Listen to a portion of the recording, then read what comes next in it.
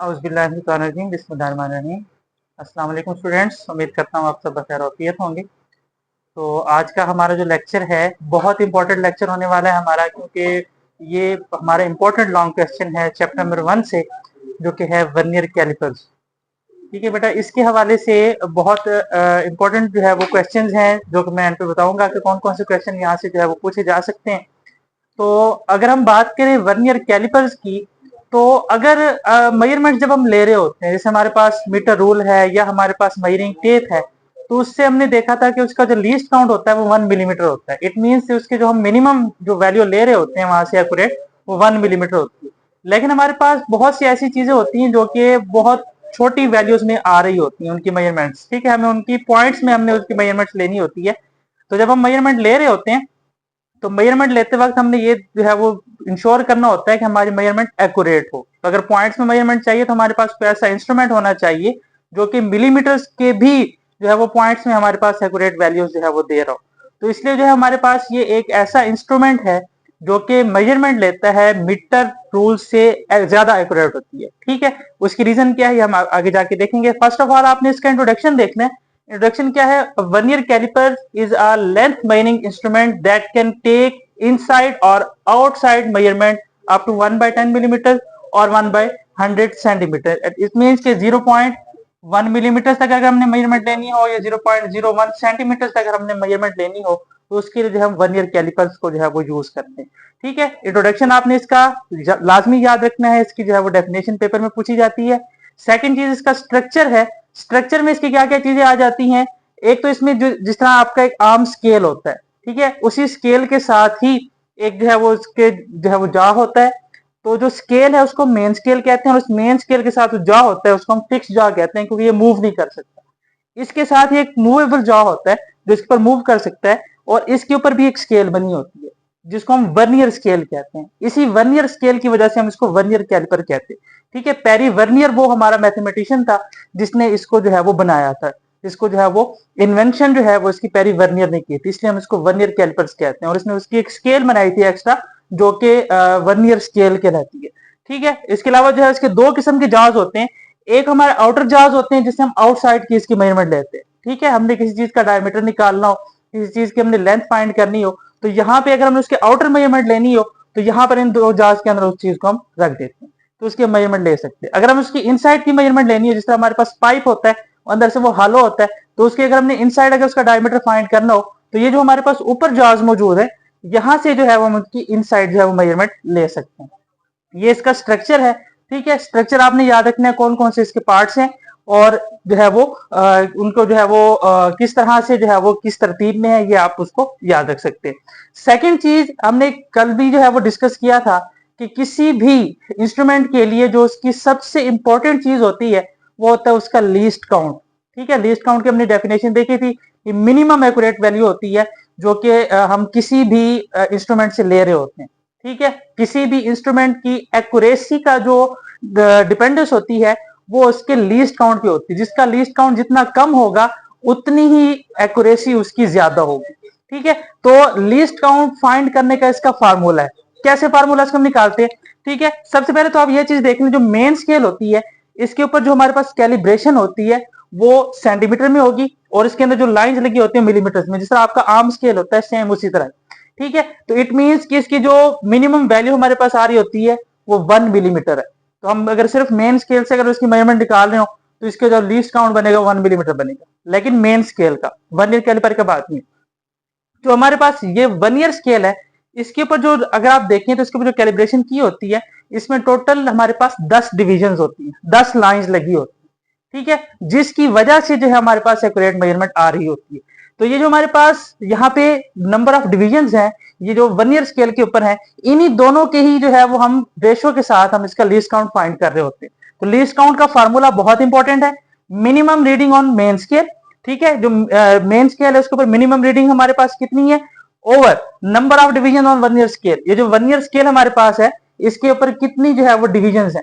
ठीक है, अगर हम इस जो है वो वर्नियर कैलिपर की बात करें, तो इसमें जो है वो इसको अगर हम देखें तो इसकी जो मिनिमम वैल्यू है मेन स्केल पे वो 1 मिलीमीटर है, और जो नंबर ऑफ डिविजन हैं वो 10 है। ठीक है, क्योंकि हम मिलीमीटर के हिसाब से देख रहे हैं, इसको अगर आप डिवाइड करें तो 0.1 मिलीमीटर। इट मींस कि हमारे पास जो वर्नियर कैलिपर का लीस्ट काउंट होता है वो हमारे पास 0.1 मिलीमीटर होता है। ये हम इससे एक्यूरेट मेजरमेंट उसकी निकाल रहे होते हैं। ठीक है, बाकी अगर वर्नियर कैलिपर के लीस्ट काउंट की डेफिनेशन पूछ ली जाए तो वही आप डेफिनेशन लिखेंगे जो कल आपको बताई थी कि minimum accurate measurement that can be taken from vernier caliper. ठीक है, तो यहां से हम उसको जो है उसकी जो है वो लीस्ट काउंट की डेफिनेशन कर सकते हैं।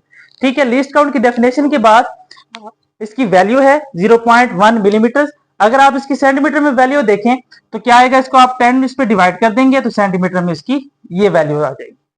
ठीक है, तो ये हमारे पास हो गया लीस्ट काउंट। नेक्स्ट हमारे पास एक इंपॉर्टेंट टर्म एक और आ रही है जो कि मोस्टली इंस्ट्रूमेंट्स के अंदर हम देख रहे होते हैं, वो है जीरो एरर।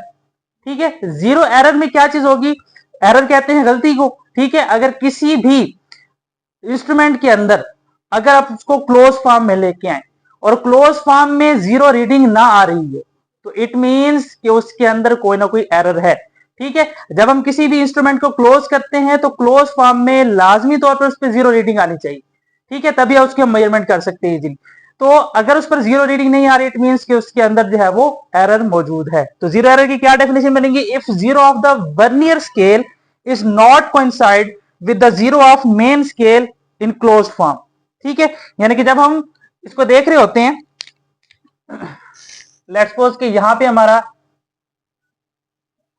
जीरो है मेन स्केल का और यहां पे हमारे पास इसी के सामने ही हमारा वर्नियर स्केल का जीरो है। जब इसको हम बिल्कुल क्लोज कर देते तो जब ये बिल्कुल एक सीधी लाइन में होंगे तो उस वक्त इट मींस कि ये जीरो रीडिंग शो कर रहा है। ठीक है, जब भी आप कोई मेजरमेंट ले रहे होते हैं तो इन 10 लाइनों में से कोई ना कोई लाइन लाजमी तौर पर मेन स्केल की लाइन के साथ बिल्कुल जो है वो कोइंसाइड कर रही होती है।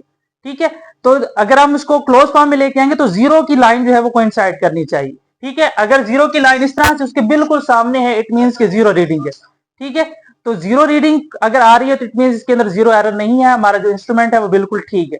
अगर वो उसको जो है वो बिल्कुल कोइंसाइड नहीं कर रही इट मींस कि उसके अंदर जीरो एरर मौजूद है। जब हम उससे मेजरमेंट ले रहे होंगे तो मेजरमेंट में हमारी कोई ना कोई जो है वो एरर आएगी, मेजरमेंट हमारी एक्यूरेट नहीं होगी।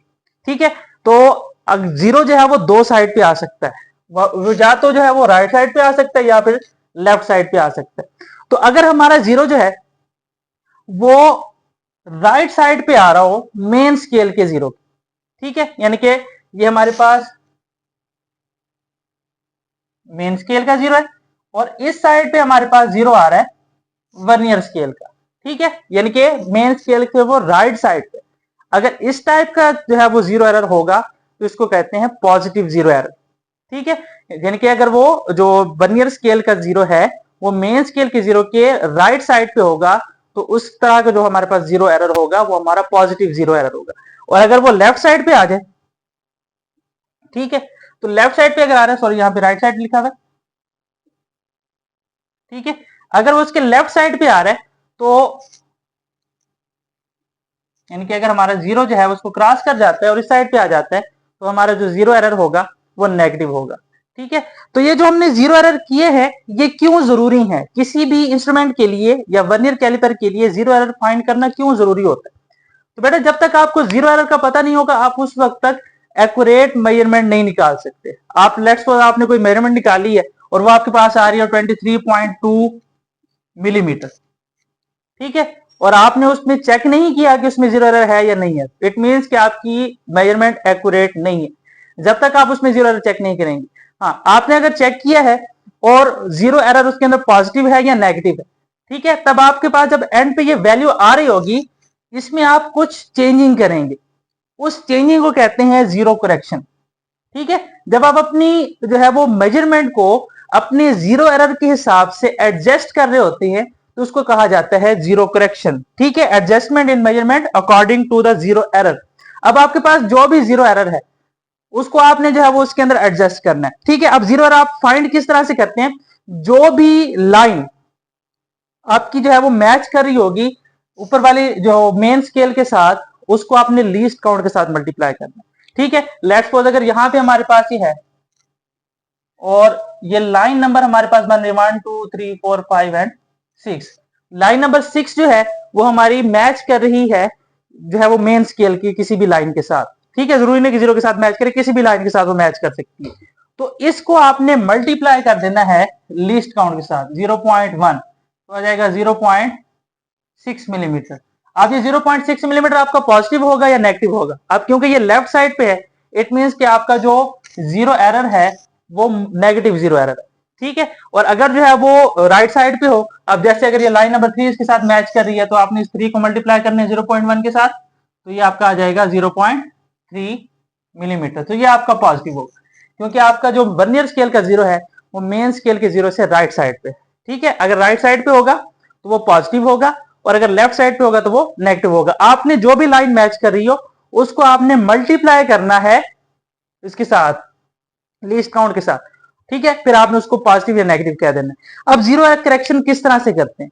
जीरो करेक्शन करने के लिए अगर आपका जो जीरो एरर है वो पॉजिटिव है, ठीक है, यानी कि हमारे पास जैसे पॉजिटिव 0.3 है, उसको आपने जब आपने मेजरमेंट निकाल लेनी है उसमें से आपने माइनस करना है, उसका रिवर्स प्रोसेस करना है, ठीक है। अगर प्लस में है तो आपने इसको क्या कर देना, माइनस कर देना, ठीक है। और अगर माइनस में है तो आपने इसको क्या करना है, प्लस कर देना, ठीक है। तो इस तरह से आप उसको क्या करते हैं, जीरो करेक्शन करते हैं। अब इस टॉपिक में से आपके कौन कौन से क्वेश्चन जो हैं वो पेपर में पूछे जाते हैं? फर्स्ट ऑफ ऑल एक तो इसकी डेफिनेशन आती है, ठीक है, डेफिनेशन आपको पता होना चाहिए, इंट्रोडक्शन पता होना चाहिए, ये वर्नियर कैलिपर जो है वो क्या है। सेकंड इसमें से जो इंपॉर्टेंट चीज है वो इसके लीस्ट काउंट का फॉर्मूला है या लीस्ट काउंट की वैल्यू है। लीस्ट काउंट की वैल्यू जो है वो आपके एमसीक्यूज के हवाले से आपका इंपॉर्टेंट टॉपिक है।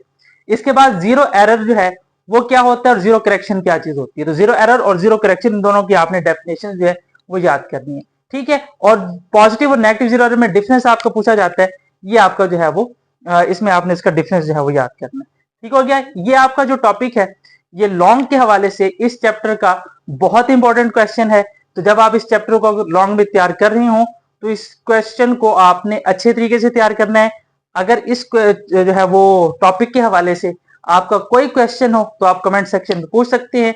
तो अपने इस टॉपिक का इख्तिताम जो है वो एक शेर के साथ करेंगे कि अगर ये काफिला अज़्मो यकीन से निकलेगा, अगर ये काफिला अज़्मो यकीन से निकलेगा, जिधर से चाहोगे रास्ता वहीं से निकलेगा, वतन की मट्टी मुझे एड़ियां रगड़ने दे, मुझे यकीन है चश्मा यहीं से निकलेगा। बहुत शुक्रिया।